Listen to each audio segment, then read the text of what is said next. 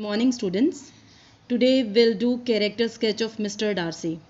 As we have done summary of Pride and Prejudice, then we did theme of Pride and Prejudice, then Elizabeth's character sketch.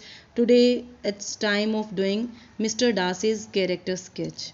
So I'm going to start. Fitzwilliam Darcy his full name generally refer to as mister Darcy. जो पूरा अपना pride and prejudice है उसमें एक Elizabeth main character है, दूसरा कौन है फिट्ज़विलियम डार्सी, जिसे हमने डार्सी के नाम से हम रेफर कर रहे हैं, रेफर मतलब बता रहे हैं। Is one of the two central characters in Jane Austen's novel Pride and prejudice.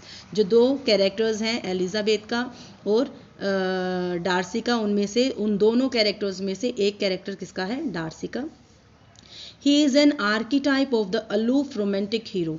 देखो आर्कीटाइप क्या होता है? आर्कीटाइप का मतलब है जैसे हम कहते हैं रोमियो एंड जूलियट, है ना। उसमें रोमियो क्या है? एक जो हीरो है, रोमांटिक हीरो है, उसका एक बहुत बड़े लेवल पे एक एग्जाम्पल है। वैसे ही मिस्टर डार्सी है, वो भी क्या है? आर्कीटाइप है, एक बेस्ट एग्जाम्पल है रोमांटिक हीरो की। सो इसे आर्कीटाइप कहा गया है। जैसे लैला मजनू है या कोई भी हम चीज़ बोल देते हैं जिसके नाम से हम लोगों को बोलने लग जाते हैं कि ये उसको उस नाम से सिंबलाइज करने लग जाते हैं, मतलब वर्ड लेवल पे जो हम एग्जाम्पल को बिठाते हैं। तो डार्सी क्या है? आर्कीटाइप एग्जाम्पल है एक रोमांटिक हीरो की, of the aloof romantic hero and the romantic interest of Elizabeth Bennet. और वो कौन है?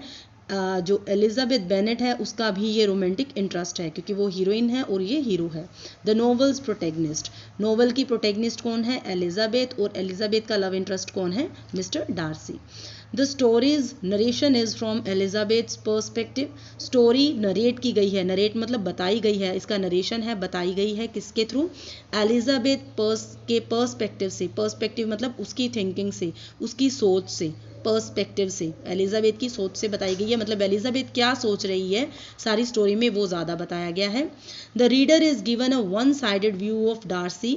जो रीडर्स हैं उनको भी एक साइडेड व्यू ही डार्सी के बारे में पता चले हैं, क्योंकि अगर हम डार्सी कोई भी चीज़ है, अगर मैं कोई किसी स्टूडेंट्स के बारे में बात करती हूँ तो मैं अपने पॉइंट ऑफ व्यू से बताऊंगी। अगर स्टूडेंट अपने बारे में बात करेगा तो वो अपने पॉइंट ऑफ व्यू के बारे से बात करेगा। तो अगर आप मेरे पॉइंट ऑफ व्यू से एक स्टूडेंट के बारे में सुनना चाहेंगे तो शायद वो मेरी थिंकिंग होगी जो मैं उसके बारे में सोच रही हूँ।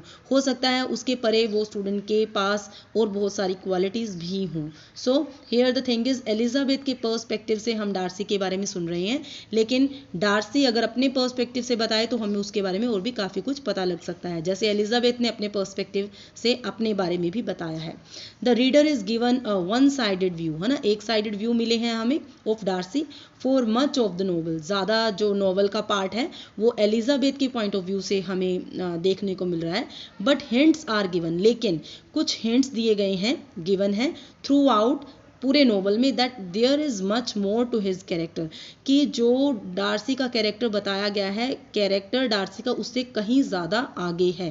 देन मीट्स द आई, जो हमने कैरेक्टर स्केच डार्सी का प्राइड एंड प्रेजुडिस में देखा है, समझा है, उससे बहुत ज़्यादा अच्छा कैरेक्टर स्केच, उसमें बहुत ज़्यादा और क्वालिटीज़ भी हैं डार्सी के कैरेक्टर स्केच में। Mister Darcy is really a noble character at heart. अगर हम देखें किसी भी पर्सन को, अगर हम फर्स्ट अपना उसे पहली बार मिलते हैं तो we make some different views, लेकिन धीरे धीरे when we come to know about him more, तो हमारा जो देखने का नज़रिया है वो बदल जाता है। So mister Darcy is really a noble character. जबकि हमने स्टार्टिंग में पढ़ा कि एलिजाबेथ के साथ उसका पार्टी में अच्छा व्यवहार नहीं होता, क्योंकि प्राइड के साथ डार्सी को जोड़ा गया है। लेकिन अगर वो प्राइड को हम साइड में छोड़ दें तो mister Darcy is really a noble character, अच्छा कैरेक्टर है एट हार्ट, दिल से। ऑल बीट समवट प्राइडफुल, मतलब ऑल बीट का मतलब क्या है? दो। हाउएवर, यहाँ पे आप दो भी लगा सकते हैं अगर आपको ये वर्ड नहीं याद होता, वैसे ये वर्ड काफ़ी अच्छा है। ऑल बीट मतलब कि दो, जबकि समवट प्राइडफुल, वो नोबल कैरेक्टर तो है। देखो ये ऑल बीट होता है, दो होता है, ये कहाँ पे लगता है? जहाँ पे कंट्रास्ट में होता है कैरेक्टर आपका। यहाँ पे बताया गया वे नोबल कैरेक्टर है, वहाँ पे क्या बताया जा रहा है कि वो थोड़ी बहुत उसमें प्राइड भी है, अकड़ भी है, वो थोड़ा सोचता है कि मैं एरिस्टोक्रेटिक एक फैमिली से बिलोंग करता हूँ, रिच फैमिली से बिलोंग करता हूँ, तो उसमें एक प्राइड भी है। He is a wealthy gentleman, wealthy है हमें पता है, and gentleman and the proprietor of Pemberley, proprietor मतलब ओनर ऑफ, यहाँ पे आप ओनर भी लिख सकते हैं, proprietor of Pemberley, a large estate in Derbyshire, England, England में डर्बीशायर नाम का एक लार्ज एस्टेट है, और उसमें एक पेम्बरले नाम की जगह है जिसका प्रोप्राइटर ओनर कौन है, mister Darcy.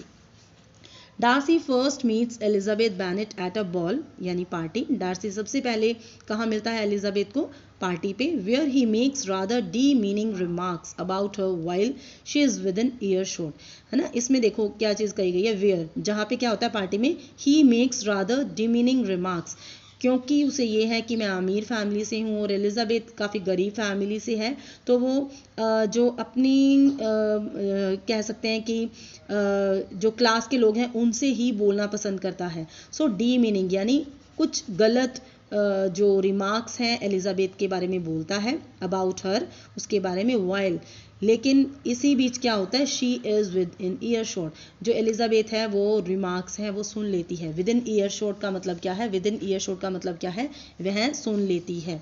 Gradually he becomes attracted to her, धीरे धीरे, ग्रेजुअली क्या, धीरे धीरे, ही बिकम्स अट्रैक्टेड, धीरे धीरे वह उसकी तरफ अट्रैक्ट होता है, and later attempts to court her, और बाद में उसको मैरिज के लिए भी प्रपोज करता है।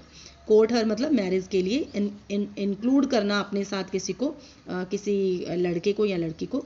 Darcy disapproves when his friend Bingley develop a serious attachment to Elizabeth's elder sister gen.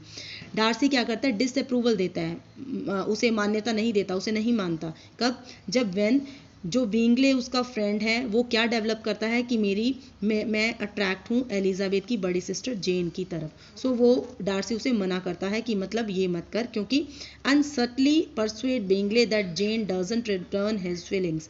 Subtly क्या होता है, अनक्लियरली, मतलब थोड़ा सा डिफरेंट वे में, इनडायरेक्ट वे में उसे मनाता है बीइंगले को कि जेन, जो फीलिंग्स तेरे मन में जेन के लिए है, Jane same feelings will not return, मतलब उसे ऐसा लगता है कि जेन के मन में वो फीलिंग्स नहीं है बीइंगले के लिए, सो इसलिए वह उसे मना करता है। Eventually Darcy declares his love for Elizabeth, लेकिन मौका देखते ही डार्सी डिक्लेयर कर देता है अपना लव एलिजाबेथ के लिए, and ask for her hand, और उसका हाथ मांगता है। He even reminds her of the large gap in their social status, वो उसे ये भी बार बार याद दिलाता रहता है कि जो उनका सोशल स्टेटस है, क्योंकि एलिजाबेथ है बहुत पुअर फैमिली को बिलोंग करती है, ऑन द अदर हैंड जो डार्सी है he belongs to a rich family, so जो उनका एक सोशल गैप है वो भी रिमाइंड करवाता है, क्योंकि प्राइड उसमें है अपनी अमीरी की। एलिजाबेथ विमेंटली रिफ्यूजेज हिम, विमेंटली का मतलब है, देखो VEHEMENTLY, इसको हम प्रोनाउंस करेंगे विमेंटली, इसका मतलब है वो फोर्सफुली रिफ्यूज़ करती है, बहुत बुरी तरह से मना करती है, मतलब स्ट्रिक्टली मना करती है, रिफ्यूज़ करती है उसे। Expressing her reasons for disliking him, अपने एक्सप्रेस करती है व्यूज़ कि मैं तुझे नहीं पसंद करती। इसका हाफ पार्ट है, मैं नेक्स्ट वीडियो में आपको अपलोड करती हूँ। Thank you.